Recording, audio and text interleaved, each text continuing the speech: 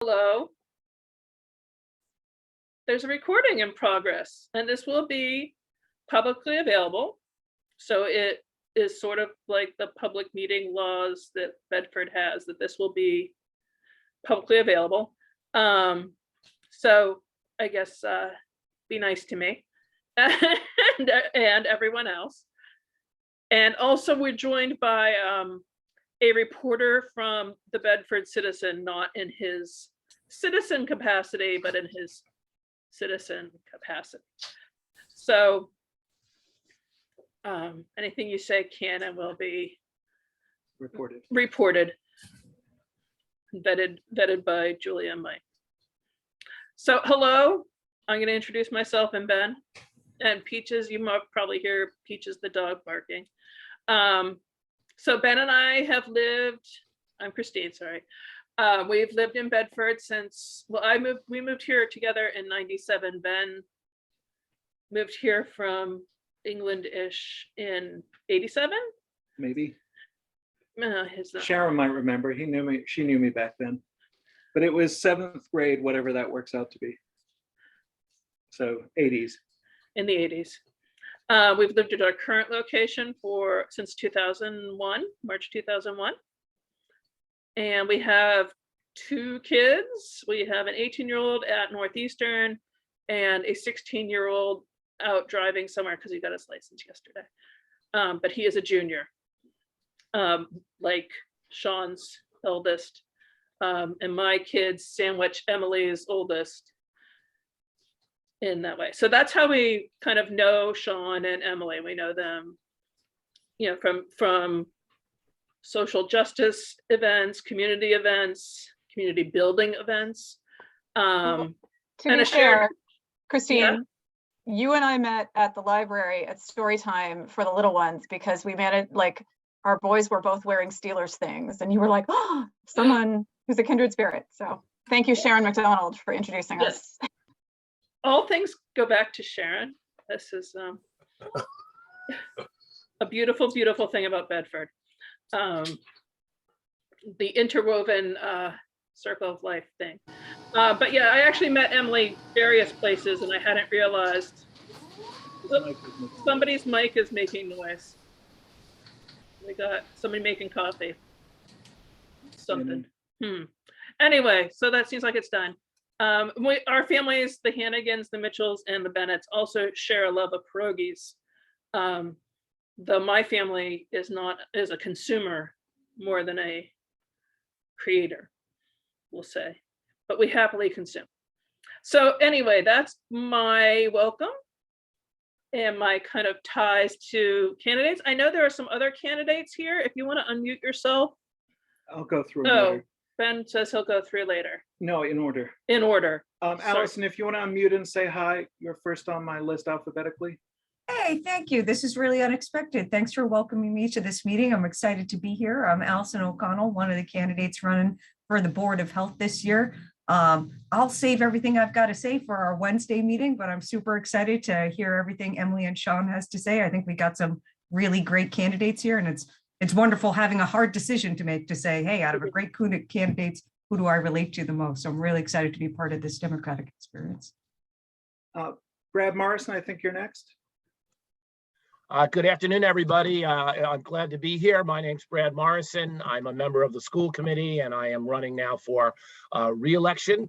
I am really looking forward to hearing from people tonight and learning more about Emily and Sean. I know the both of them rather well, and so I was delighted to be able to participate this afternoon. So I will save my comments, as Allison is, for another time. I think, Sheila, I think you're next. Hi, good afternoon, everyone. Sheila Meta-Green. I'm running for school committee. And again, thank you for allowing me to introduce myself. Likewise, I have a meet and greet tomorrow evening, and we'll save my comments for them, but very excited to be here. And thanks for everyone that's interested in learning more about Emily and Sean. I think that's everyone, but I'm not certain. There's a lot of people in the list. So if I've missed anyone, please introduce yourselves if you're running. Nope. And if anyone has a candidate event, if they wish to paste it into chat so people can follow up and look there, that would be great. Cool. Cool. Okay, Sharon, you want to do a little Bedford history, town historian. I don't know if I have to mute me. No, you can't. I am the town historian, and I'm here in the capacity of town historian. I asked Sarah Stanton if it was all right for me to do this, and not as an endorsement, but as an information source. And she said, oh, yes, yes. So here I am. And this is your Bedford history quiz. Get your book out, Christine. We know that people have lived here in the land between the Shawsheen and the Musketaquid for thousands of years. Stone tools made by the early indigenous people have been found throughout modern Bedford, especially on the east bank of the Musketaquid, the Concord River, near the present Davis Road. All right, true or false? This was Wampanoag land.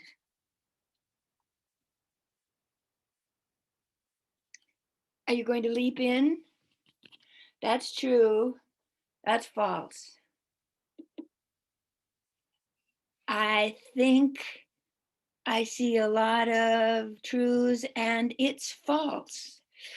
It's false, not Wampanoag land. They were much to the south of us. No? Well, which of these nations have called this their homeland? The Pawtucket, the Nipmuc, or the Massachusetts? I read lips. Oh, 1, 2, 3. Massachusetts. Massachusetts. Actually, all three. The homelands overlap, and each of the three, the Pawtucket, the Nipmuc, and the Massachusetts, all call this homeland at one time or another. So, I'm sorry. In the 1600s, English settlers arrived to colonize Massachusetts Bay. The legislative body, the Great and General Court, began to make land grants to important people. The court wanted to encourage them to spread inland from Boston or other coastal towns. True or false? They said that places that did not already have indigenous homes or cornfields were considered unimproved and fair for the English to claim. True or false? True. True, yes. In 1638, the Great and General Court granted 1,200 acres to John Winthrop and 1,000 to Thomas Dudley, the governor and assistant governor. The land being 6 miles north of Concord, they boated from there down the Musketaquid to a well-known landmark to divide their land. Maybe you have hiked out there. Name the landmark.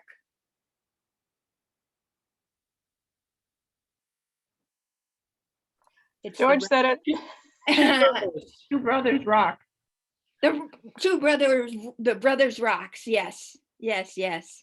So for extra credit, Winthrop and Dudley were not brothers. They were cousins. Yes or no? Yep, true or false? Dudley and Winthrop were not brothers. They were cousins. No, they were, let me see. Dudley's son, Samuel, married Winthrop's daughter, Mary. So they were brothers, they were fathers-in-law. There's not a word for it in the English language, but that's what they were. Perhaps the area the indigenous people called Shawsheen would be a good place to plant a town. In 1642, the court hired a Concord man named Simon Willard to come and evaluate the land. True or false? He reported that the riverbanks were lush with vegetation and the soils very good for farming. True or false? True, false. Simon Willard actually reported being appointed to view Shawsheen and to take notice of what fitness it was for a village.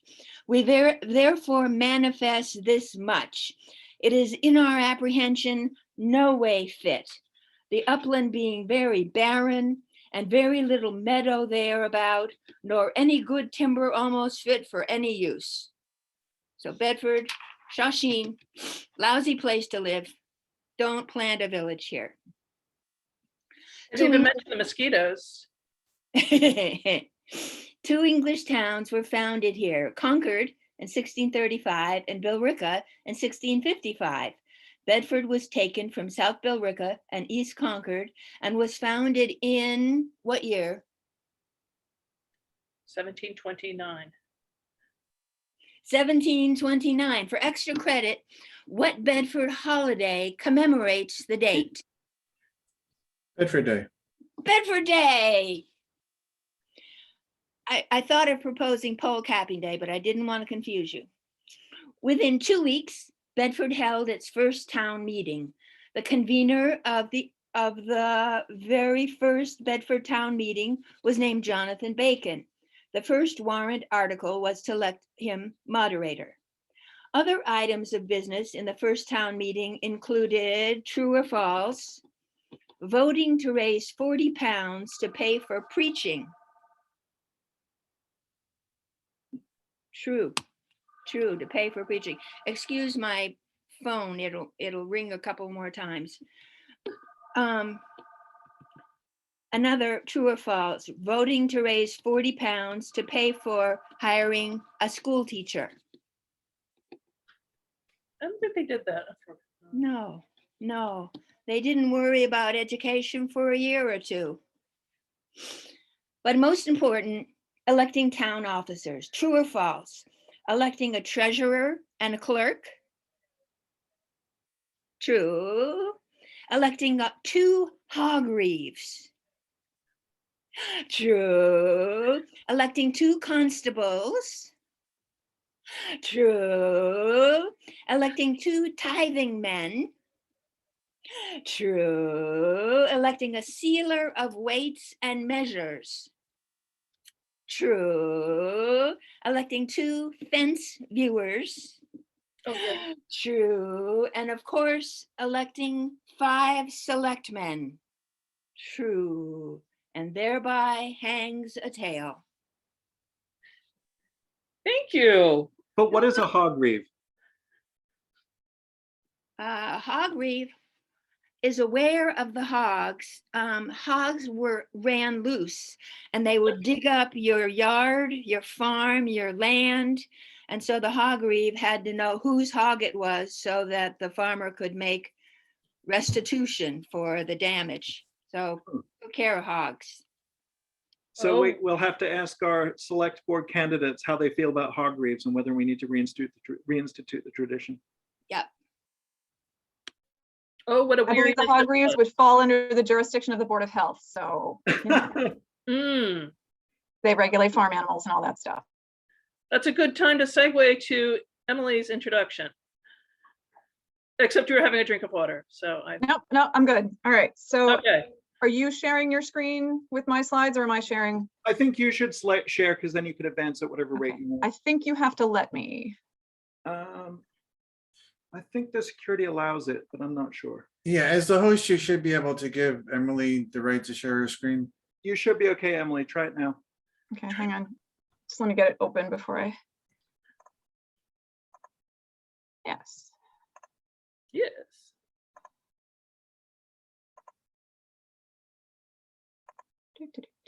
All right, can you see that? Yes. Yay. Okay, so Sean and I each put together just a little PowerPoint. This is kind of like the chit-chatty version of introducing ourselves. I first have to start with a confession, which is that campaigning is basically my least favorite part of this gig. I can do it. I like talking to people, but I was raised a Swedish Lutheran in the Midwest, which basically means don't call attention to yourself. You are not, more special or interesting than anyone else. Just keep your head down and do the work, and that is its own reward. So I internalize these things. So I'm not a natural salesman of myself. The sort of glad handy politician stuff does not really come naturally to me. So I appreciate your indulgence on that front. So I have been a select board member since 2019. So I'm just finishing my first term. Before that, I was a library trustee for 3 years, and I was the chair of that board for my last year. Professionally, I'm a literary agent. I work in children's publishing. I was an editor for well, let's see, 11 years, and I've been an agent now for 8, almost 9. I really love it. I mostly work with picture books. I also work with middle grade and young adult. I represent authors and illustrators, and I sell their work to publishers, basically. So I find the editors who acquire their work. So I can sell other people. Just selling myself is, not a thing. And I've lived in Bedford since 2001. We moved in May of that year, and really have enjoyed sort of building our community. We don't have any family in the area, so we really needed to make our own village, and Bedford has made that possible for us. Other things that I do, I don't know if you can see, you got to minimize the little strip of people so you can see my favorite picture next to the St. Paul's High School youth picture.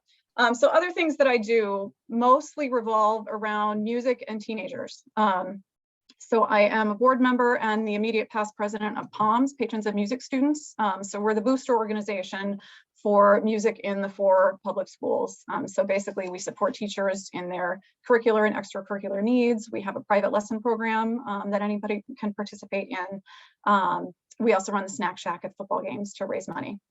I spent 6 years working with the middle school musical. I started as just kind of the parent coordinator, and then I just kept kind of shoving myself into doing more and more. So I ended up working a lot, with rehearsals and backstage, and that was great. So I miss it. I have aged out of the program, or rather my children have aged out. So I still help with the high school musical, but that is all behind the scenes stuff. It doesn't really have any direct work with the kids. I've also been a member of St. Paul's basically since we moved here. We joined St. Paul's Pentecost 2001, and I've been leading the high school youth group almost that whole time.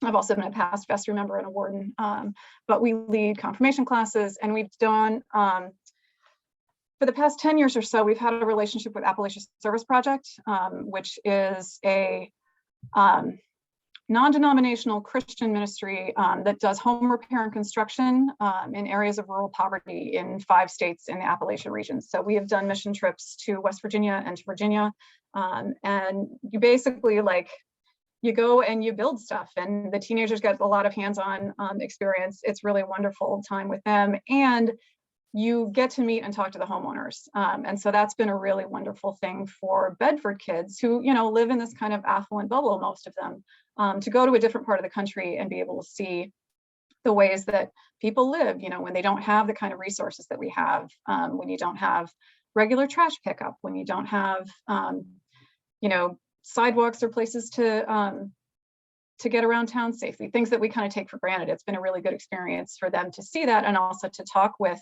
the people, the homeowners that we work with.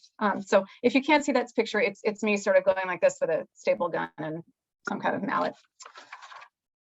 So in terms of what I am interested in as a select board member, so when I first ran my kind of 3-prong campaign platform was accessibility, livability, and inclusivity. And those are still really the things that I care a lot about. Accessibility has to do with a lot of things, not only physical spaces, though that is a big part of it. Are our town buildings accessible to anyone if they have mobility issues? Are there, are there tight corners, things like that? We're in New England, we have a lot of old buildings. There are things that we need to do to be more accommodating. But it also has a lot to do with accessibility of information. Can people find what they need to live in town, to pay their bills, to go to the compost center? Is that information available in multitude of methods, on a website, through a phone call, posted somewhere? It also has to do with voting and volunteering, just making those processes a little less opaque. I think there are a lot of traditions that we have, a lot of, well, this is the Bedford way to do things. And many of those are unwritten rules that I kind of ran into when I first ran for office in 2016 and then in 2019. There were things that I just didn't know because nobody had told me and they weren't written down anywhere. So one of the things I've really tried to do as a select board member is to demystify a lot of those processes. One of the tangible examples of that is the select board handbook and the board and committee member handbook that we put together this year to just say, this is what it means to serve on a committee. These are the expectations. This is what you can expect in return.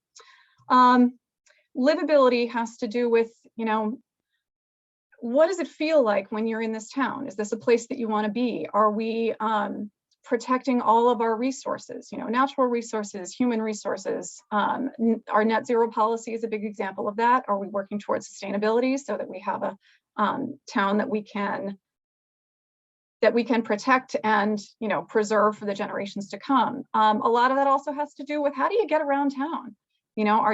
Are you stuck in a car on Great Road? Are you able to walk to places safely? Are you able to send your kids to school on a bike and feel like they have a path that's not going to put them in any kind of danger? That also has to do with what kind of businesses we have in town and what kind of services are available. There's kind of this running joke that, well, we have a lot of banks and nail salons, and that's true. These are services that people use. I think, I am hopeful that we will soon be able to hire a new economic development director. I think the work that Elisa did to attract new businesses to town, both on the small scale, local retail, and on the big scale with life sciences and manufacturing like Ultragenics, really has done a lot. It helps the tax base. It makes it possible for people to basically do whatever they need to do in town without leaving town. I'll put in a plug that what I really, really would like to see, especially now that the paper store is closed, is a bookstore. Gosh, I would love to have a bookstore in Bedford. So I'm just going to be thinking and talking to people about how we can make that happen. And the third pillar is inclusivity. So this has to do with boards and committees. Do we have people serving that really represent the town as it is now? Not the town of the 1970s or the 1980s, but who's living here now, and are they represented as members of our volunteers on boards and committees, as members of our elected boards? We've done a lot of work actually during COVID on issues of racial equity. We were one of 6 communities in Massachusetts that got a Racial Equity Municipal Action Plan grant, and that process is ongoing. My colleague Vocal Malone is the select board representative to that task force, and so they've done a lot of internal work. They're starting to do a little roadshow to boards and committees to talk about their work, and then the next phase will be really implementing specific things that we can do as a town to make sure that we are truly inclusive and that we are promoting equity in all the things that we do.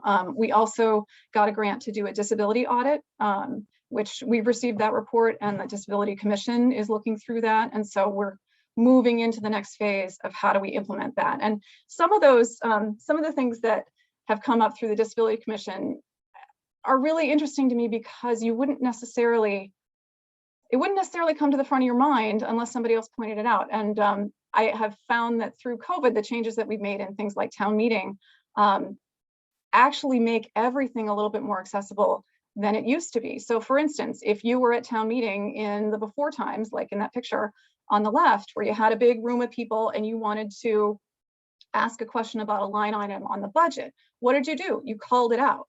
You went, hold, and you would go through this line item, you have people yelling, hold, hold. And many of you know Jeff Hoyland, former Citizen of the Year, who passed away a couple of years ago. And he was a founding member of the Disability Commission. And he told us, like, I can't participate in that. That part of democracy is totally inaccessible to me because I can't yell out, because he didn't have the use of his vocal cords. And so one of the things that we did for COVID, but that also just made the whole process more accessible at town meeting now, is we just have the voting cards. We always had them. We just use them now for things like, I want to put a hold on this budget. So stuff like that, it's simple things that I think the select board can really do to make the whole process and to make our town feel more like everybody has a voice and everybody has a means to be heard. I'm talking a lot. Okay, priorities, things that I'm sure people will have questions about, the things that I'm looking forward to really working on in the next year and in the next 3 years. Number one is to move forward with a new fire station. This is something we were planning on in 2020 because it was a bigger ticket capital item. We put that on hold, but conditions have not gotten better. They have gotten markedly worse. The facility is just it's not at all what we need. It's not at all reflective of the value and esteem that our firefighters and paramedics deserve. So this is something we really need. I am hopeful that we'll have a lot more information to share on that soon. Continuing net zero policy implementation. This is obviously a big issue for lots of people in town, for our Energy and Sustainability Committee, for our Mothers Out Front chapter, and for a lot of people who are just concerned with climate change in general and how we at the local level can do everything in our power to make sure that we are contributing to renewable, sustainable environmental policies going forward. As I said, I'm looking forward to implementing recommendations from the remap and from the disability audit. We also were awarded, named a cultural district through the Mass Cultural Council recently. And so we're just kind of getting started. Now we have the district in place, and I'm looking forward to finding ways to develop and support that. And whether that's more public art, whether that's more, you know, festivals, concerts, things that I hope we can start doing more and more. That's a real interest of mine is arts and culture, because I think it really speaks to the vitality of a community. So I'm looking forward to being involved with that.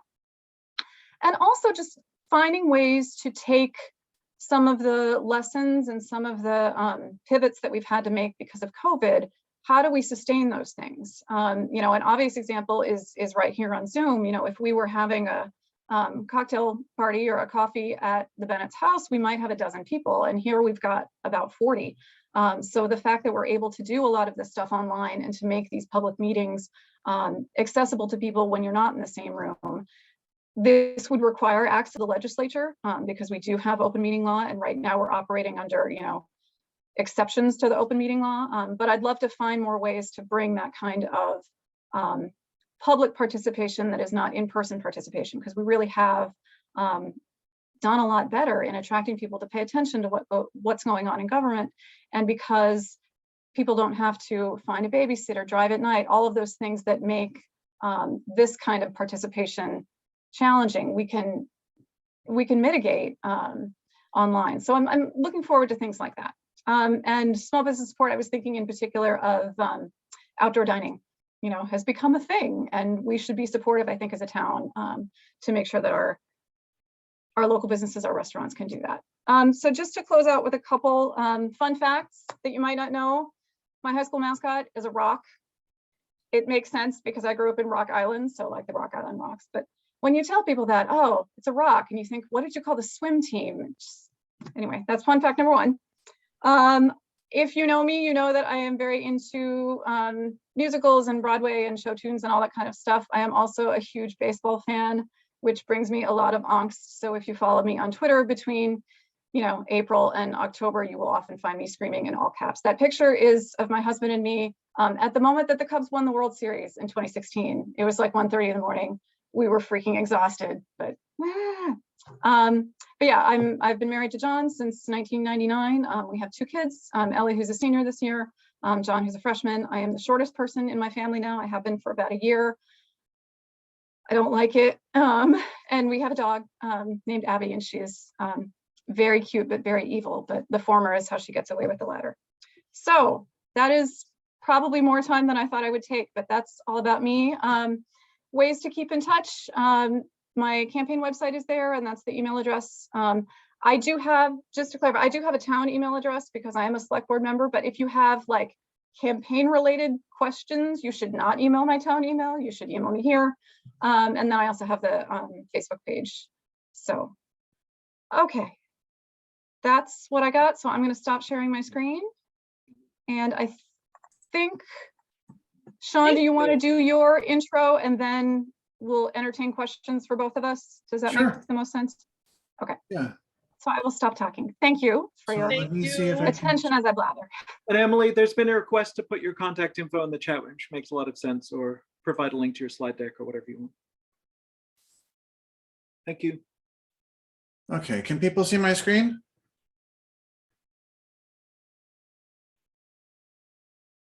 I'm not hearing Yeah. anybody. Yeah, Yes, I see it, yes. We forgot to unmute. Okay, great. So, hi, everybody. I'm Sean Hannigan. I've known a lot of you other ones. It's great to meet you. Like Emily, I'm not really a natural campaigner. I really enjoy the process of governing more than campaigning. But there are things about campaigning I really do enjoy. And this is something, meeting people, hearing from people directly.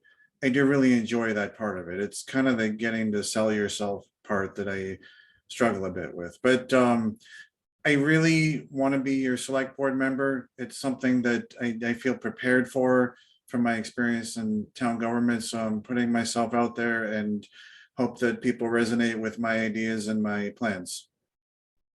Okay, so this is me. I've been on the planning board now about 10 years, so I got appointed to an unfilled seat, and then I've run successfully 3 times for the seat. That's been a great experience for me. I've really gotten to know a lot of aspects of town government, also along with my service for many years on the community preservation, including being its chair, the housing partnership and the transportation advisory committees. Met some great people on those, made some really good contacts and understood how things are done in town government. Also, through those experiences, I've had the chances to present before the FinCom and present before the select board. So, I put that all forward as things that I think would help make me effective right from the beginning as a select board member, because I think that being a select board member is really kind of complicated to just jump in fresh. Are you assistant advancing sen- your PowerPoint? Because you're still on the first slide on my screen. Oh. Thank you Or for about letting me anybody know. What do people see now? Cover sheet. We still Which is- see Meet Sean, Still your first slide, Sean. and click to add notes. There we go. There we go.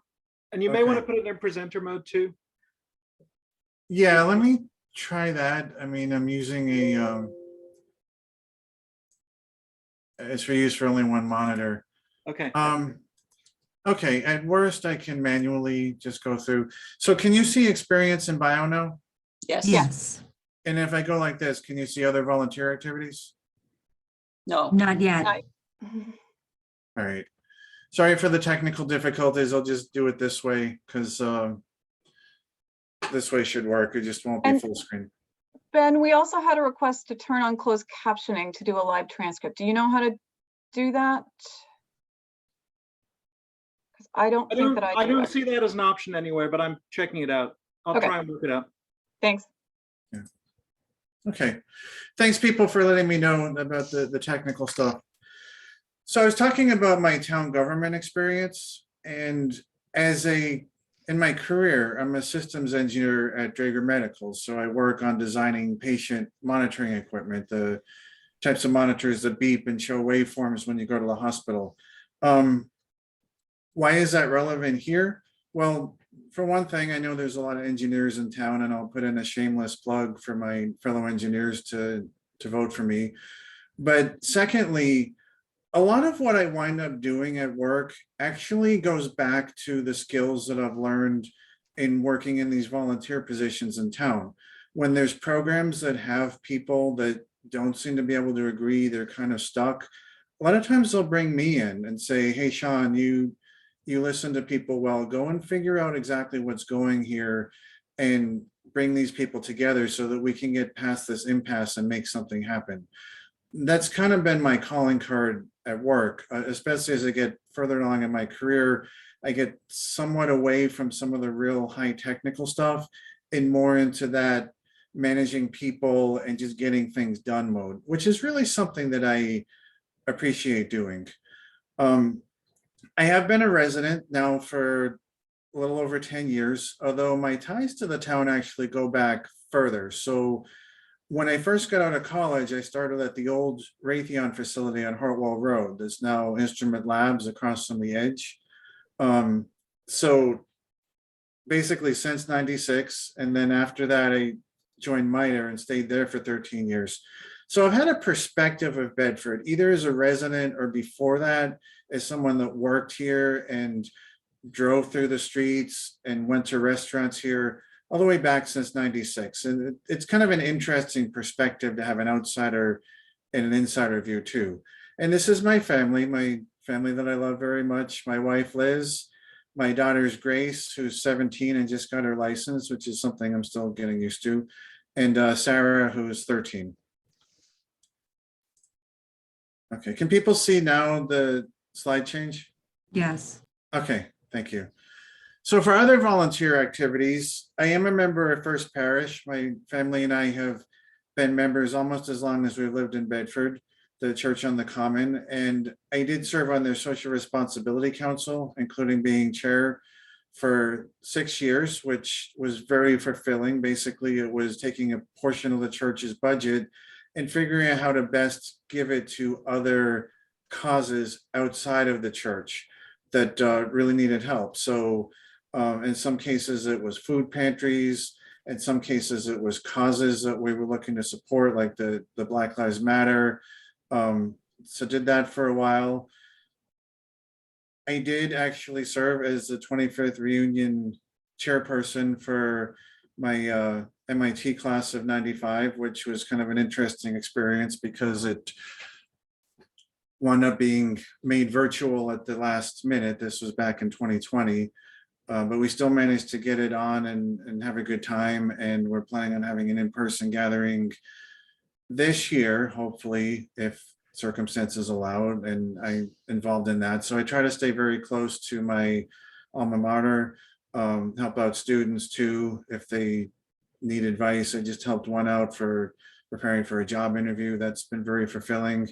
And I guess this is the equivalent of my picture, of Emily's picture holding the staple gun. This is me, Habitat for Humanity, hammering things in. I have put in 100 hours for that, and that's been great too. Okay. So what do I want to do then as select board? Number one, there's a lot of talk about the Bedford character, and it's something that comes up not just in this race, but when you talk to people around the street. And most people I've talked to have a very positive opinion. Hey, we love the character of Bedford. We love that small town friendly type feel. Let's keep it that way. What I would say to that is, yes, we want to keep it that way, but keeping it that way is not making it a trophy and putting it on the shelf and saying, hey, Bedford's a great town and we'll just stick it up there and it's just going to stay there for the next 25 years. It needs to continually be replenished. In order to keep our character going the way we want it to go, we have to react to the changes that are happening. There's changes with, certainly technology is very different now than it was a while ago. There's different demographics living in town. We want to be welcoming to them and bring them in as part of the Bedford character. There's economic changes too. And all of those really need to be understood, that you can't just statically say, I appreciate the character, keep everything the same.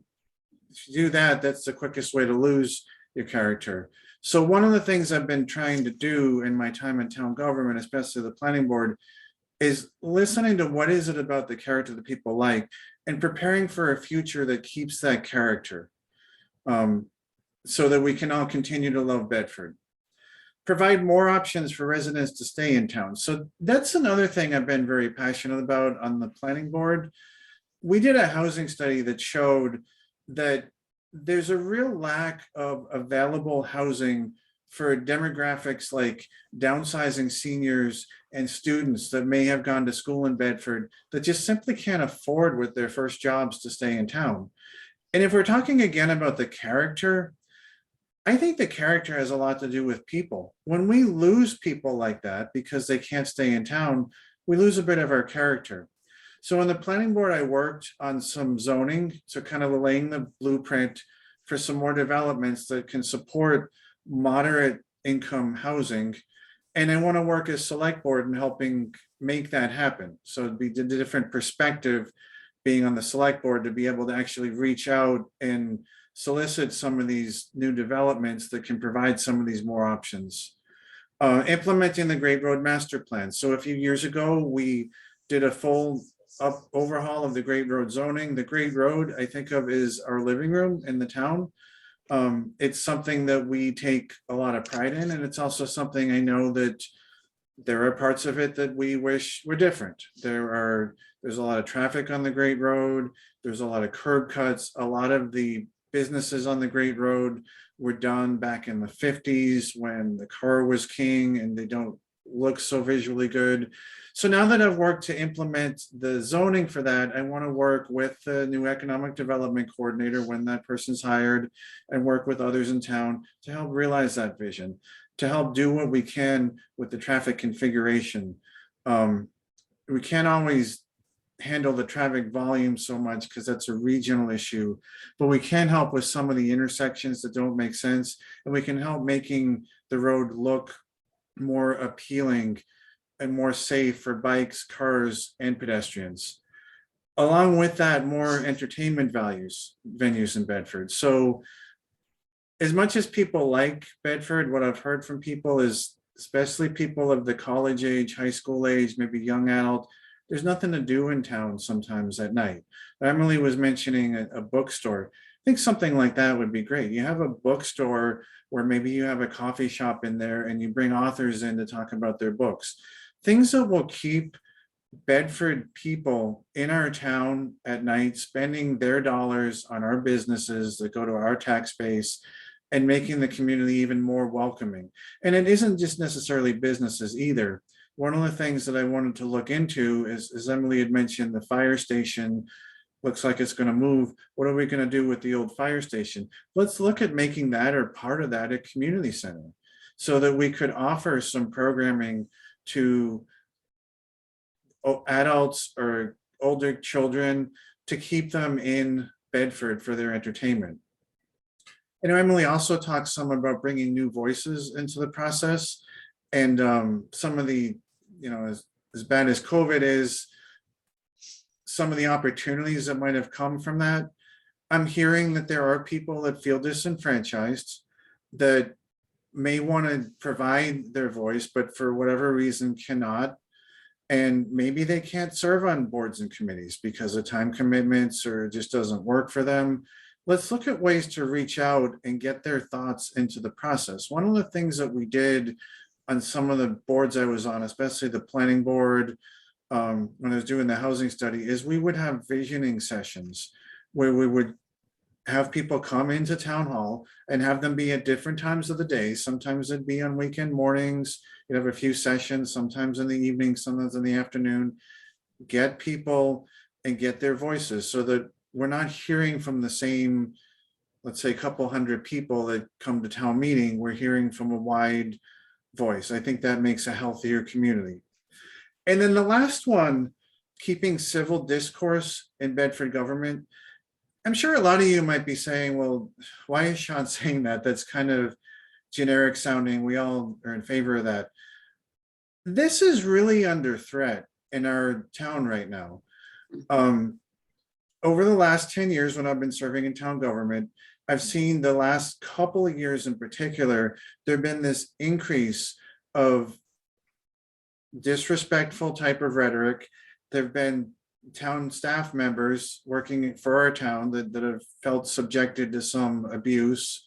And there's just generally a heated level of intensity out there. I think part of that reflects the divide we see in our national discourse. That's un-Bedford-like.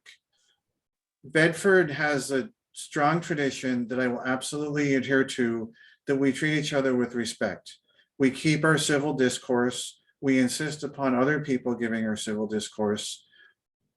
Obviously, everyone has the right to disagree, and you can do so in a respectful manner. So what I would pledge is, I will definitely stick to that myself. And I invite anyone to look back at whatever is on YouTube for my government meetings over time and see that I treated people with respect. And I would also say that to the people that are angry, it's okay to be angry. It's just not okay to be disrespectful. And I will reach out and hear from the people that are angry and talk about why they're angry and what we can do about that. Because a lot of times people are angry just because they feel people haven't listened to them. So that's why I put that line down there. And that's why I think this is very important. So here's some fun facts about me. Christine mentioned pierogies. You can't have pierogies without kielbasa. And I put down, I do have a bit of a playful side. I believe you don't always take yourself so seriously. So The Naked Gun is kind of a slapstick comedy that about a police officer that I have always just found hysterical.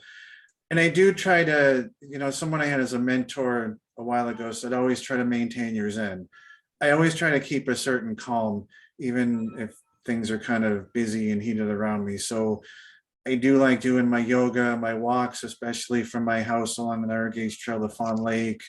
reading. And of course, politics is a hobby for me as well, too.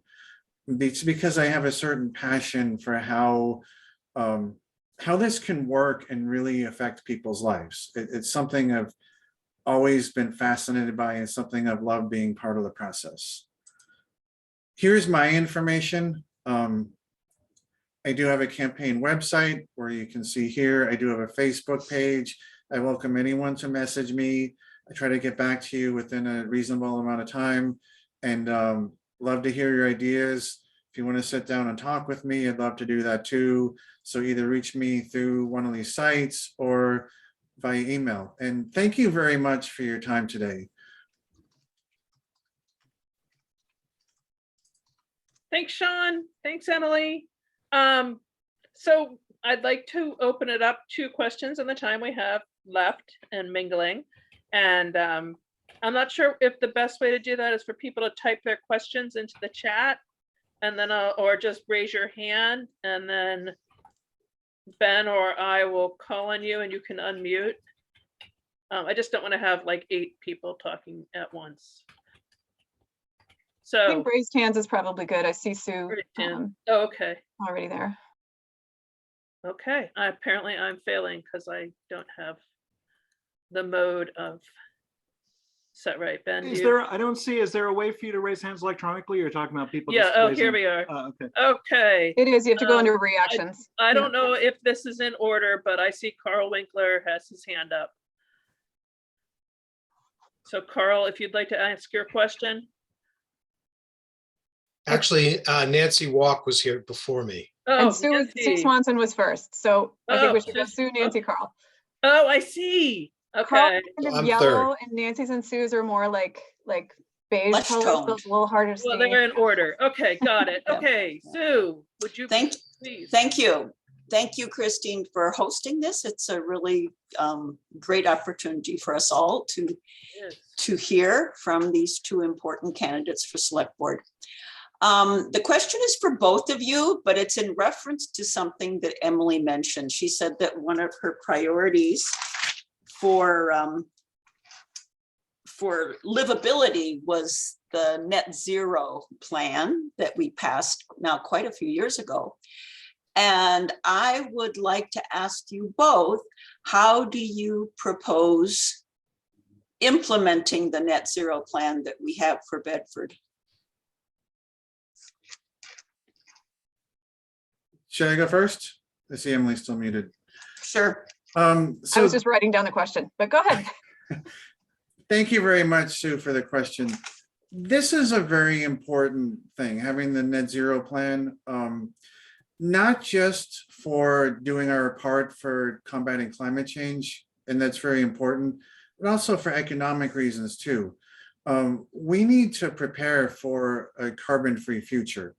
So one of the things that I've done, and I've been an advocate for net zero all along, including advocating for the hiring of a full-time sustainability director. I think that that is a key point because, people and staff have, along with their jobs, have been trying to put more green language, more sustainable language in some of our bylaws. But we really need somebody that is an expert in how to do that effectively.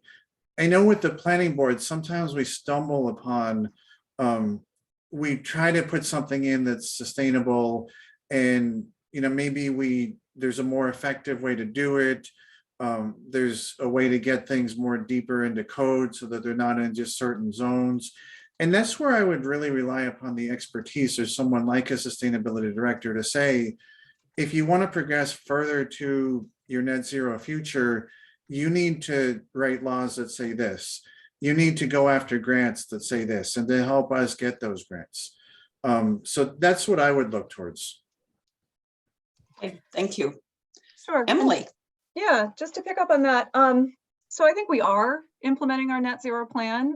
We can always do more, but we have done things since it was first adopted. One of the things that I'm particularly proud of is the community choice aggregation that allows people to choose green energy sources for their electricity. And we started that in the last cycle with a default of 5% green energy sources. So if you signed up for the program, you were definitely going to get 5%. You could opt up to 50 or 100%. And so when it came back to the select board this fall, we were asked to, look at what that default percentage is. Did we want to bring it up? We had, different rates to look at, and we decided to go with 20%, which was great. It was a big jump. It's not enough.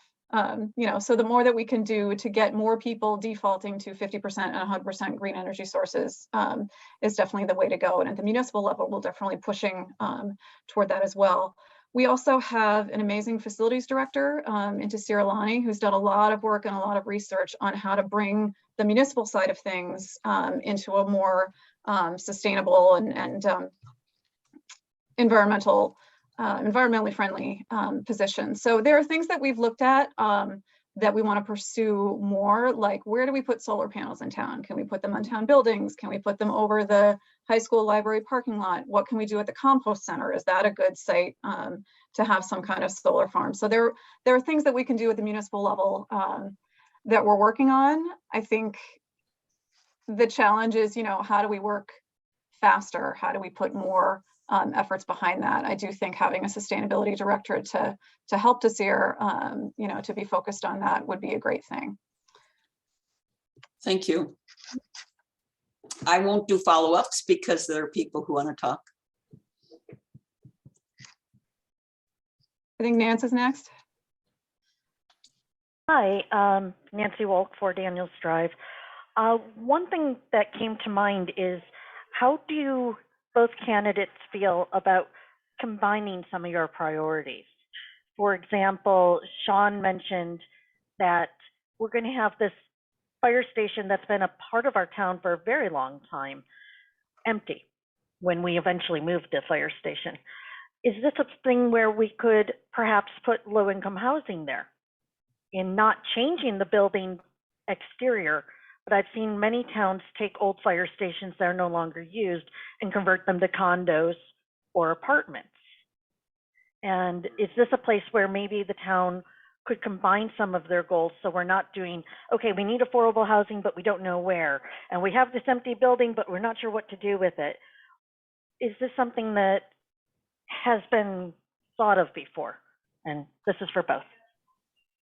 Sure, I'll take this one first. So one of the things that's on the capital plan for FY23 is a municipal space needs study. And it was actually, it was put forward as two separate projects, one for town center, which has its own particular known issues, and then one that the select board had set as a goal to try to figure out exactly what you're saying. What are the buildings that we have in town? What are the spaces that we have? Are they being used as well as they could be? Are there other things that we could do with some of these buildings? Do we have all the pieces in the right places?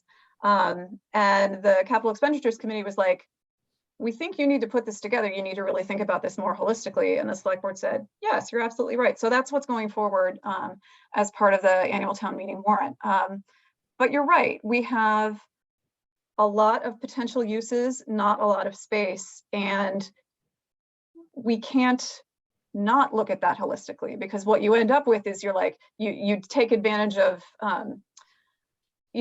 things as they come up, and then you end up making decisions that are challenging down the road. We see this with Old Town Hall, where we have Bedford TV that moved in there at a time where it was convenient, and it was a space that was convenient. Is that the best location for them now? Are there other things that we can use with that building?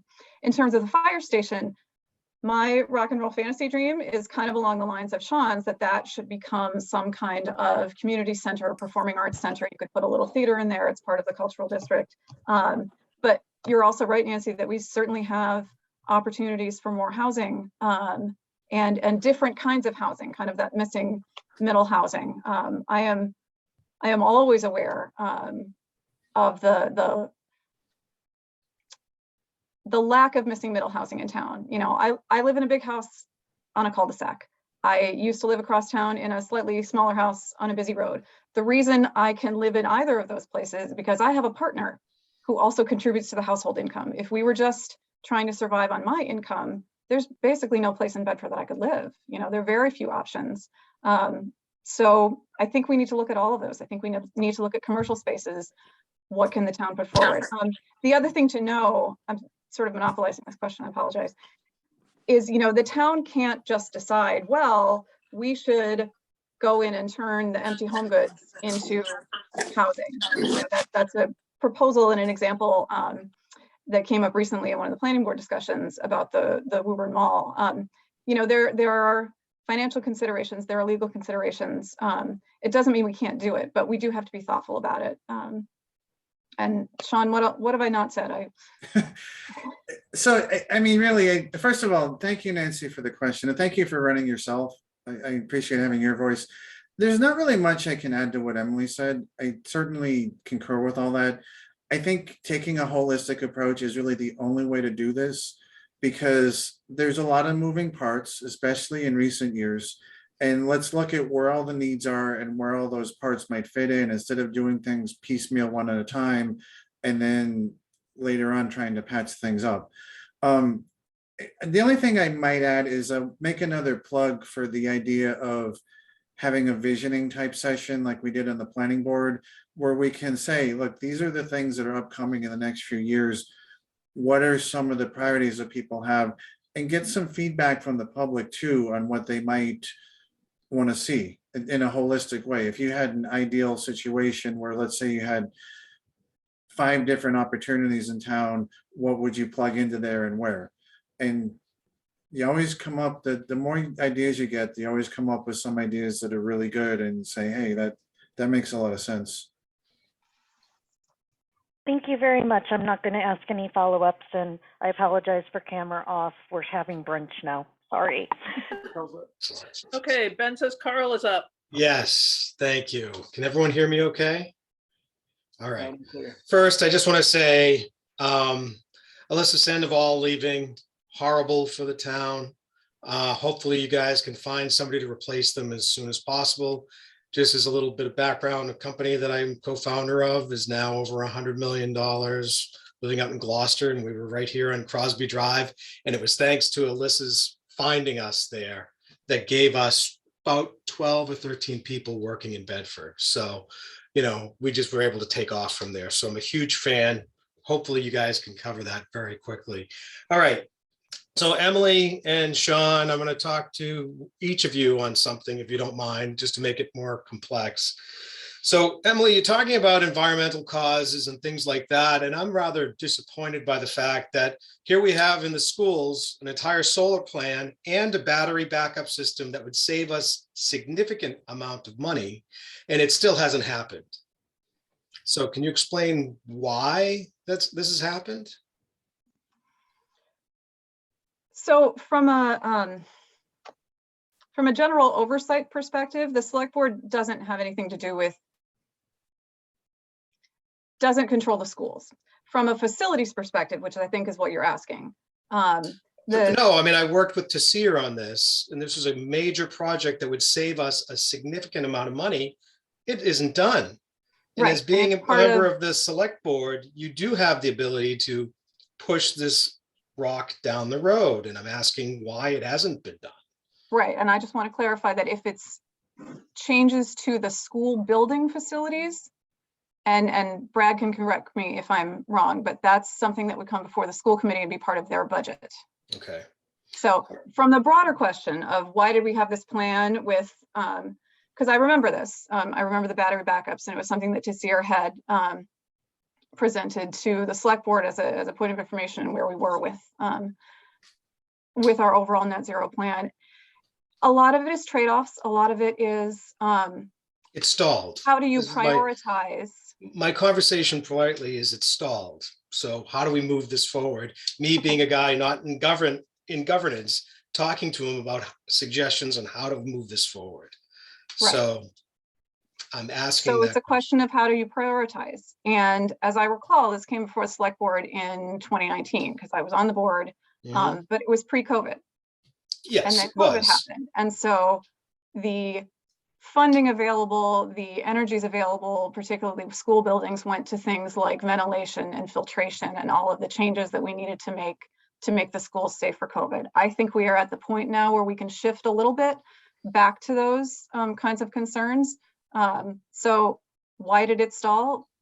Because COVID, because we had other priorities in mind. It's not a question of. It was part of lack the of issue, but interest. I won't go there now, as the fact that the company went out of business that they were working with regards to solar, but no That's one part of it, yeah. moved it forward to get it done.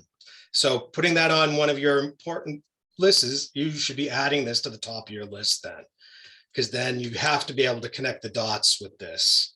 And to Sean, I'm going to say this to you, because none of the other selectmen seem to want to do anything, or sorry, select board members seem to want to do this. And I'm going to raise it to you because you brought it up as well. And I wish we were doing this in person and not in a Zoom, because I'd much rather say this face to face to all of you. But when you talk about traffic and issues with regards to the Great Road, why hasn't the Rotary been addressed on the Great Road as part of the master plan going from Great Road to Concord Road and North Road that was proposed and then tabled by the select board? So are there reasons that this is not being addressed? So my understanding, Carl, from talking to the select board, is that that is the next on the priority. And that is going to be a high priority for me. I mentioned that in my website. And we actually, a colleague of mine on the planning board, her husband got seriously hurt in a bike accident last fall in that intersection. Right. It's dangerous for cars, it's dangerous for walkers, it's dangerous for bikers. So that will be a strong priority of mine to address that. Okay, If I could actually follow up on that. please. So, Sean had talked about the character of Bedford, and a lot of that has to do with our physical spaces. One of the issues with the Rotary there is when you are trying to overlay the required distances and turning radiuses and what kind of physical space do you need for a modern roundabout to happen? It involves a lot of takings of, personal property. Everybody loves the little red house on the corner there that, has seasonal displays up all the time. I don't know if that house can exist in that place if we have a modern roundabout, and that's a really hard conversation for people to have. So it's coming. It is next on the priority list. But when you think about why these kinds of changes don't just happen, that's because of it, because you need to have all those conversations with the butters, with residents to understand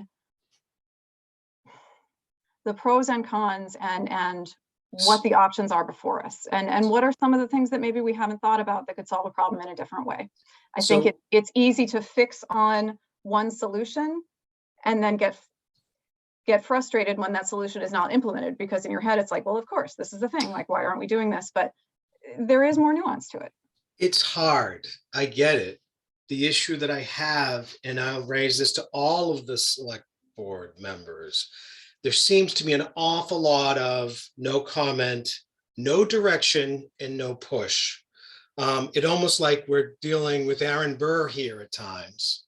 And that this for a fact from the last presentation that I brought up at the select board meeting with regards to Hartwell Road, that I had to end the meeting with a direction, because we see it an awful lot from these articles that there's a lot of discussion with no direction. And so, Sean, to you, I'm saying this is something that to me, I'm concerned about it. I'll say it to you, Bopa, as well. I'm concerned about the fact that we don't have enough people that are leading these directions with the ability to draw a line in the sand, because I know that sometimes that is hard. But with innovation, you have to be able to do that. So even though it's hard, like trying to overlay a Rotary, my recommendation to all of you is go and see Mass Ave in the Arlington, Lexington Rotary, where they modified for traffic calming. And it is so much better there. Pre-COVID, when they just finished it, it was amazing. That's the New Wilson Farm, where there's an offshoot to Route 2. It's a great example of narrowing of the roadway, making it safer for everyone. So those are the type of things that aren't easy, but I just really feel like, oh, this is hard. Oh, don't touch this. Don't talk about that. Hey, Carl, we got to do it. Carl, I think we've got to move because we've got a bunch of people. Sorry, I'm sorry that I've said enough. I appreciate it. and everything. But I would Okay. love to hear more lines in the sand as you guys move the ball forward. Okay, thank you. Okay, Okay, I'm Ben next. is next. And it's not a question for me. I'm reading one from someone who couldn't stay, so they asked me to ask. This is for both of you, and Emily in particular, because you've been working on the HATS committee, but how would you support Bedford in handling relations with Hanscom/Massport? And please give specific for people who are aware of HATS. Sure. So we have two Hanscom related committees in town, and I'm liaison to both. One is HATS, which is the Hanscom Area Towns Committee, and that was created as kind of a super committee of select board members, planning board members, talking specifically about issues of development related to Hanscom Field. What HATS does now is more just information sharing. It's kind of a collegial thing. We do have Massport come and talk to us.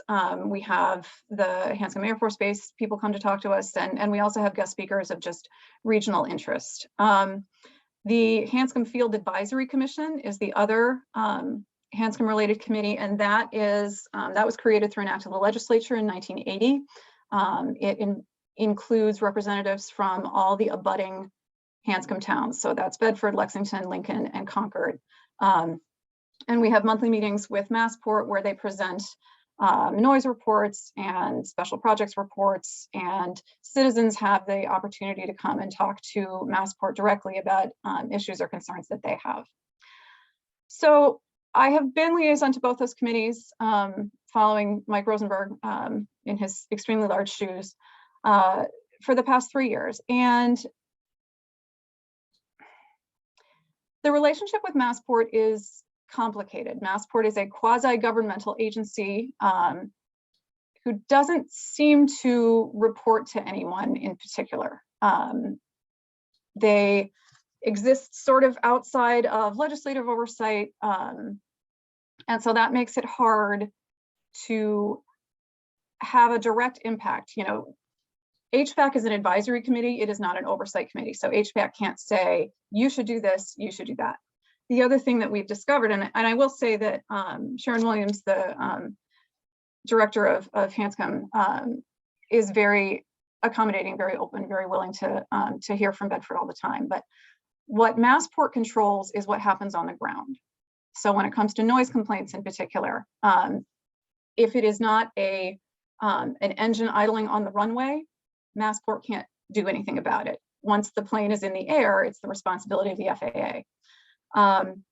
So when you have noise complaints about, you know, there's a plane over my house and you complain to Massport, Massport can't actually do anything about it. They are prohibited from doing anything about it. If they tell a pilot that we got a complaint, then they risk losing federal funding from the FAA. It's a really weird situation. And I've met with the FAA. They have a district office. They had a representative that came and met with Massport reps and HVAC reps and town reps. And basically a lot of people said that, you know, we get a lot of noise complaints. When you look at the volume of complaints that have come in, we think, you know, pilots aren't necessarily following flight-friendly policies, and they weren't as receptive as I would have liked. So I think having these committees is good, because then you have more people on the ground saying, this is our experience in these communities living with Hanscom Field as a neighbor. I think there's a small but vocal group of people in town who really wish that the airport didn't exist, you know, who are either in the brunt of the flight paths and so they hear it all the time, or you know, they have significant concerns about environmental impacts. And I'm sensitive to that. I think as a town, there are limits to what we can do. I think the best thing that we can do is keep the lines of communication open.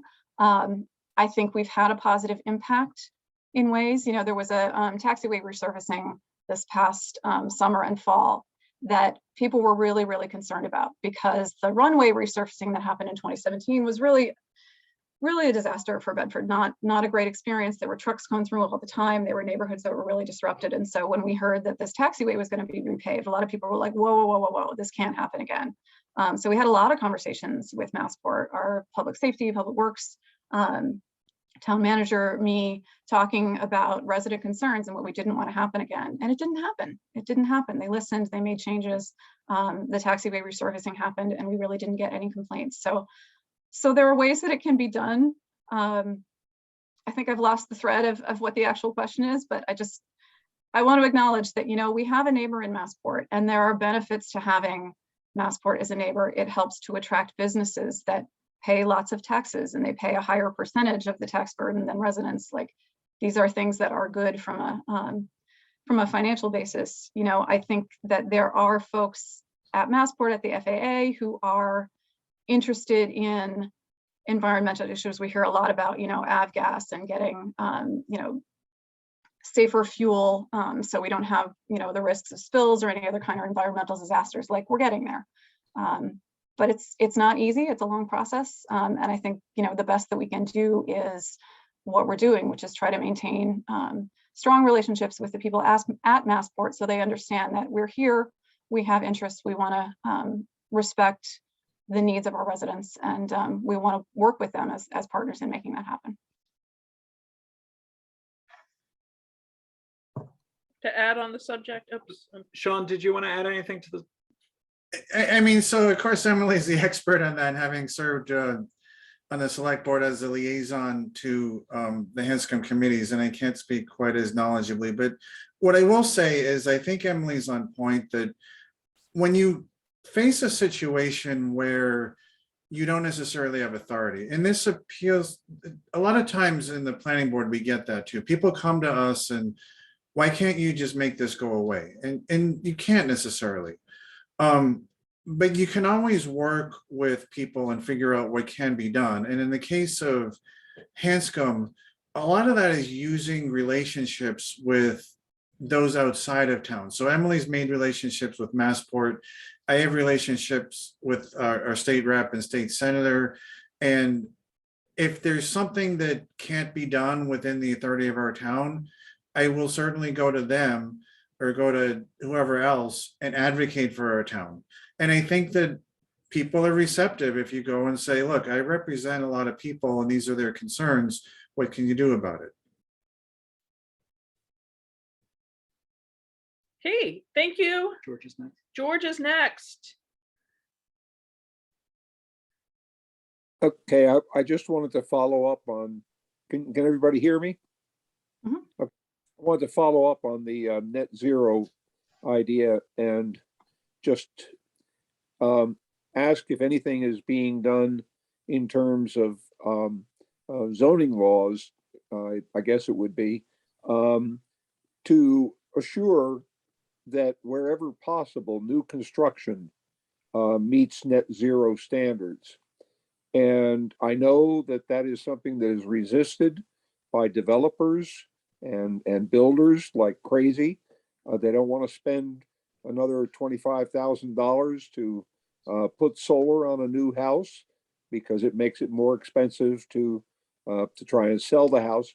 But I think we need some kind of, you know, bylaws or whatever we need to make sure that, in fact, those things do happen. And I would include in that siting of buildings on properties. It is ridiculous to me that every house has to be parallel to the street in front of it, even if that means it doesn't have the proper orientation to allow for solar. And, you know, a very simple thing is to say that every new building has to be oriented so that it can take maximum benefit from installing solar. It's a pretty simple thing to do. And if you drive around the area, there are houses that don't sit square on the lot, and so it's not that impossible. But the other I wanted to make is, has there been any discussion of townwide composting? a la what Wellesley has done and other towns. I mean, we participate in Black Earth, and that's terrific. But it really, and I know that, you know, we pride ourselves on the fact that we've now got 300 plus, you know, houses that are participating. But when you consider the number of households in town, that's a drop in the bucket. And it ought to be town-wide. That's one of the clear ways of reducing, you know, harmful emissions. It's, you know, it's a simple thing to do, but it takes a town effort. Is there been any discussion on the select board, or do you, either of you have any particular input on that? So I can go first this time because you talked about zoning, which is traditionally a planning board. I was going to issue. say, you should do that. Yeah. First of all, thank you, George, for the question and your attention to this important issue. We have on the planning board put sustainability language in recent zoning changes. So for the grade road zoning, we have language that says the building should be as sustainable as possible. And because of that, the building that is going in to replace the old Papagenos is going to feature an air source heat pump, and will basically be zero carbon down to about 30 degrees. Similarly, the assisted living that's going to go in on South Road at the old Iovino construction site is going to also feature a heat pump, and is going to be carbon free except for cooking and generation. That doesn't mean that we've done everything, and we're always looking for more opportunities to what else can we put in, because those are just two examples. There's a whole bunch of zoning. What can we ultimately do to get in the code itself more of this net zero language? And that's why, again, I referred back to the sustainability director, because I'm not an expert in these things. And someone like that would be able to help us out and say, you know what, you should touch this particular part in the bylaw. And in some cases, it even gets more complicated than that, because towns have put in language specifically saying carbon free, and then it's been rejected at the state level because it didn't match with the state code. So a lot of this actually also is regional advocacy to make sure that this works, not just for our town, but for other towns. And I'll also touch on the Black Earth. I'm a proud Black Earth customer pretty much for when it was first provided. And I would love to see that become a town-wide program so that everyone can benefit. Yeah, I just wanted to touch a little bit on the composting as well. You know, as you mentioned, the town does have this partnership with Black Earth. It's been kind of a pilot program. We would love to see more folks take it up. Also to do home composting, which is what we do at home. The main difference is that with Black Earth, because they are composting at a much higher level, and they're able to basically get things hotter, they can take stuff that we can't take. So they can take fats and meats and all that kind of stuff. Whereas like home composting, it's mostly vegetables and coffee grounds and all that kind of stuff. There are also, we've had discussions about food waste diversion, solid waste diversion, and composting in the schools as well for school lunches. I think that's been a little complicated with COVID, but that's definitely on the radar, something that we should be doing as well, because that's, you know, that's a huge part of solid waste in the town is, you know, foods from the 4 different schools. So I am in support of that. And like I said, you know, the amazing to see her is knowledgeable about all of these things and trying to find the places where we can make, you know, incremental change and larger change. And I think a sustainability director would help with that process a lot. Okay, thank you. Allison, you are next. Aaron's next. Oh, sorry. Wasn't Aaron next? I don't know. My ordering doesn't show the correct thing. So Yeah, we Oh, have whatever. Okay, yellow, sorry, we have yellow next to Allison and then less yellow. it does. Aaron, let's go with Allison, and then we'll have time for both, so it doesn't matter. I'll make it quick. I've got the cheesy standard interview question. Sean and Emily, fortune has been in your favor. It's March 13th, first day on the job. 90 days. What are we going to see from each of you in the first 90 days? Most pressing things that you want to make sure you execute. Getting through town meeting. I mean, that's sort of the weirdness of our election calendars. We have town election, and then 2 weeks later we have annual town meeting where we set the budget. for the coming fiscal year. So a lot of the plans for the first 90 days are already baked into that. How are we going to spend our money? What are the capital projects that we are most interested in? So a lot of that's done. You know, for me, going back to my priorities, I think the fire station is going to be the next big thing.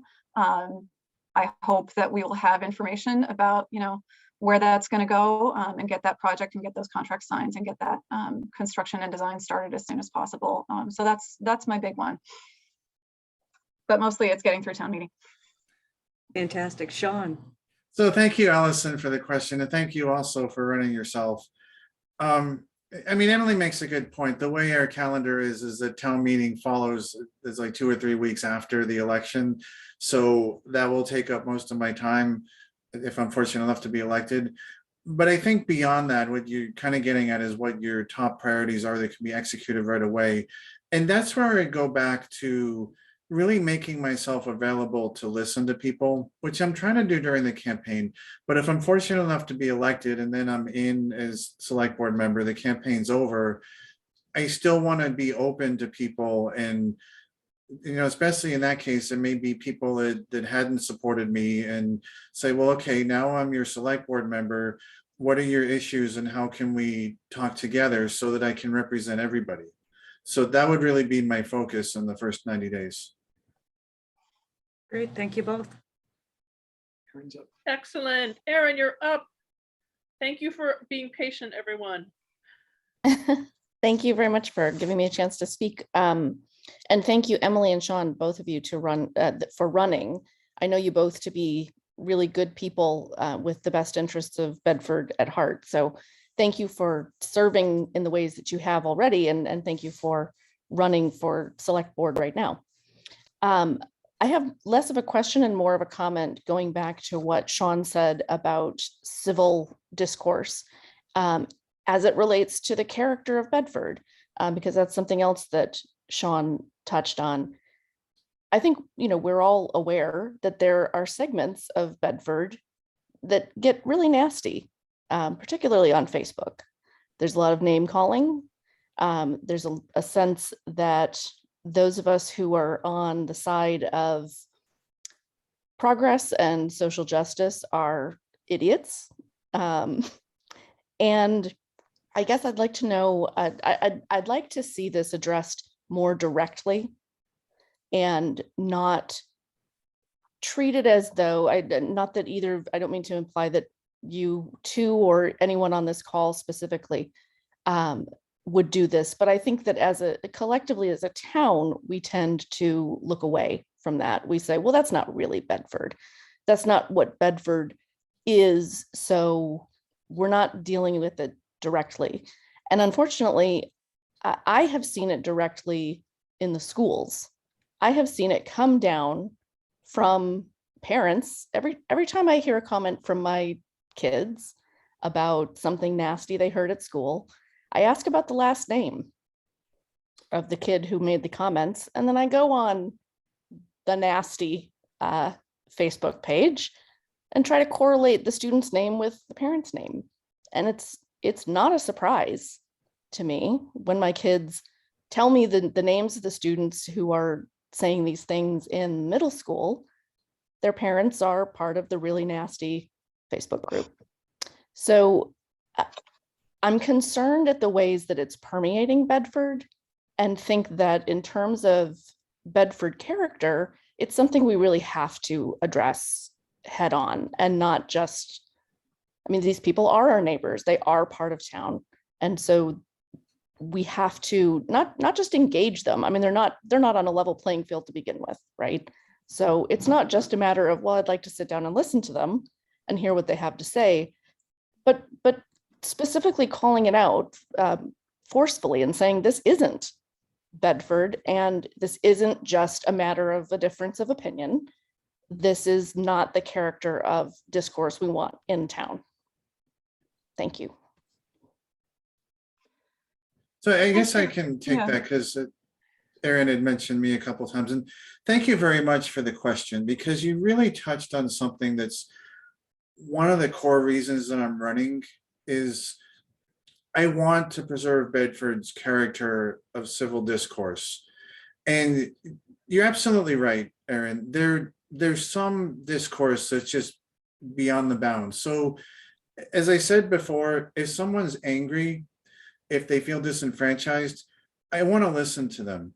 I want to hear their stories. Everybody has a story. In my view, everyone's story makes sense to them as they say it. They have a reason for feeling a certain way. And if they're willing to talk to me, I'm willing to talk to them. If the rhetoric starts to get abusive, and like I said, people have told me that this is happening, I've seen it happen online, then that is out of bounds. That's not Bedford-like, and that shouldn't be allowed by anybody.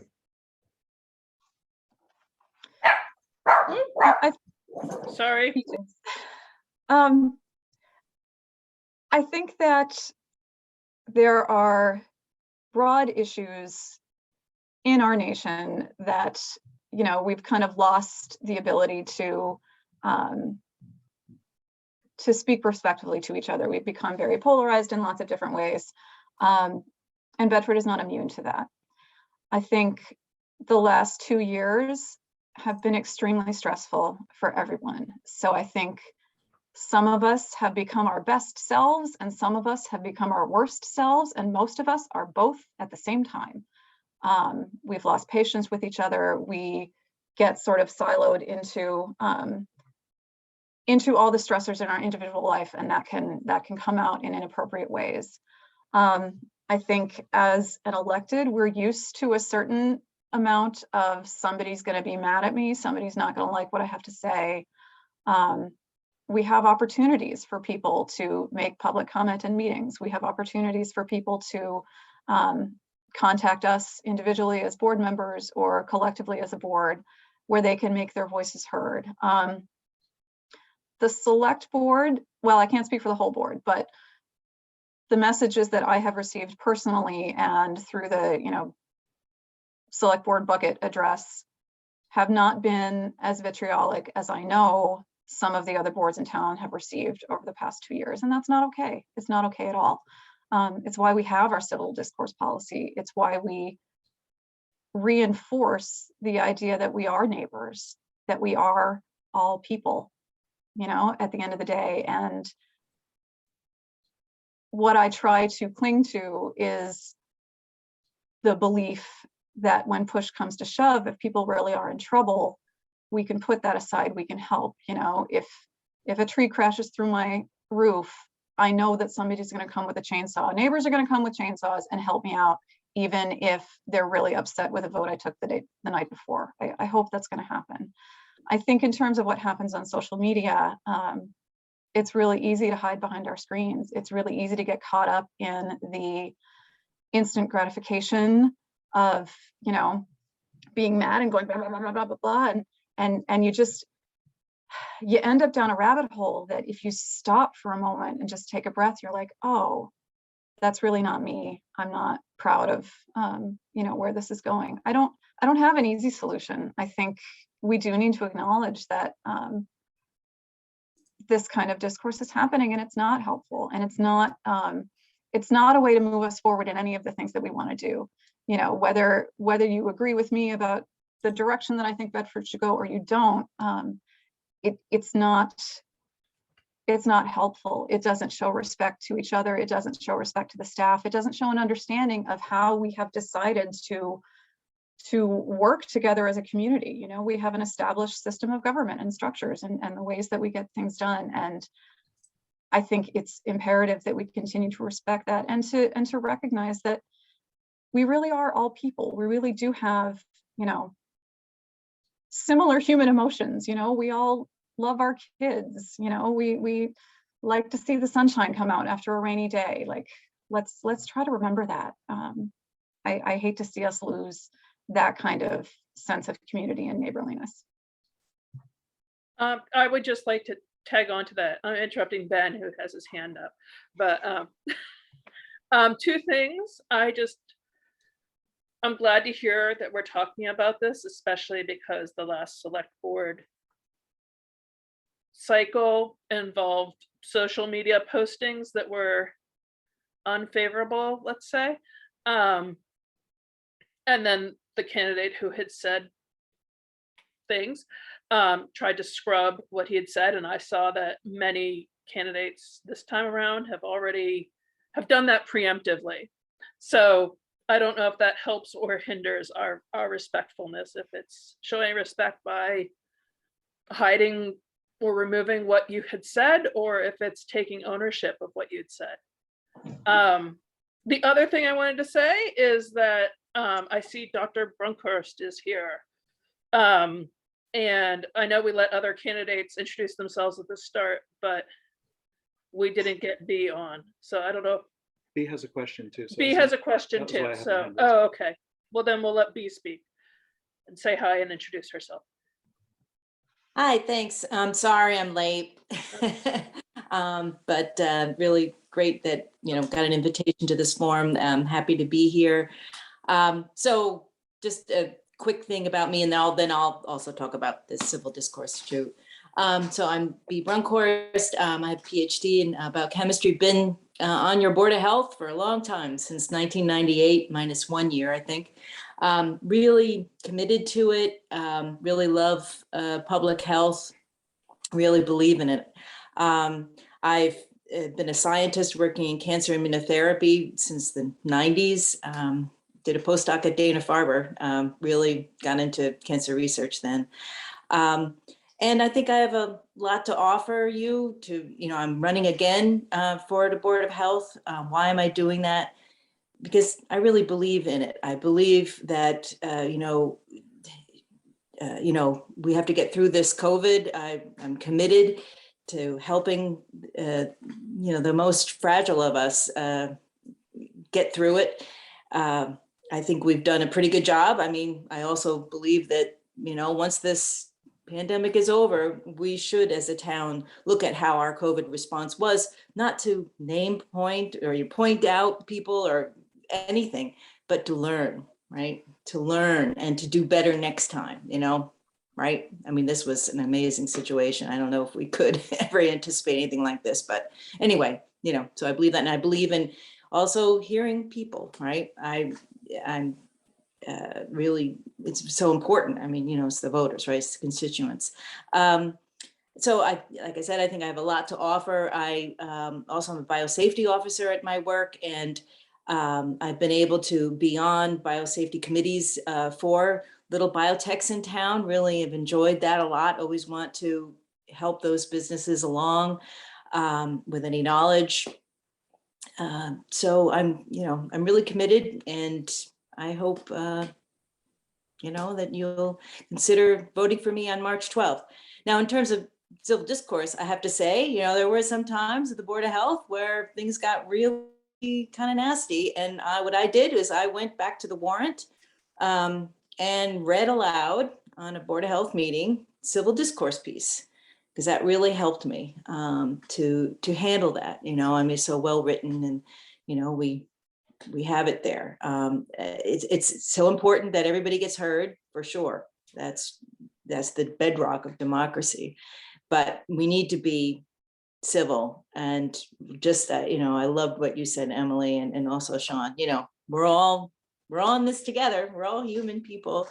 We all care about our families, and whether or not the sun's going to come out tomorrow. And but we can help one another, for sure. Together we're stronger, of course, always. And so I'm really happy to be here. And again, thank you. And I'm happy to take any questions. I know you guys have been on for a while, so I recognize that too. But hopefully we'll be getting a website up real quick in the next week or so, and let people know so they can get more information about me and some more of my positions. Thank you. Okay, does anybody else have questions for Mr. Hannigan or Ms. Mitchell? We're done. Okay, does anybody need to see more pictures of peaches? Are we good? We're good, okay.